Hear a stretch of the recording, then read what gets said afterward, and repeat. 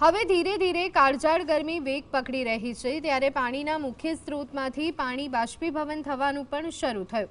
મહેસાણામાં સૌથી મોટા ધરોઈ ડેમમાં સંગ્રહિત પાણીના જથ્થામાંથી દરરોજ 16 કરોડ લીટર પાણી બાષ્પીભવન થઈ રહ્યું છે. ધરોઈ ડેમમાં હાલ 63% પાણીનો જથ્થો સંગ્રહિત છે. બાષ્પીભવન ઉપરાંત લીકેજ અને ભૂગર્ભમાં ઉતરતા પાણીથી પણ ડેમમાં સંગ્રહિત પાણીના જથ્થામાં ઘટાડો થઈ રહ્યો છે. જો કે તંત્રનો દાવો છે કે પીવાના પાણી પર કોઈ અસર નહીં પડે.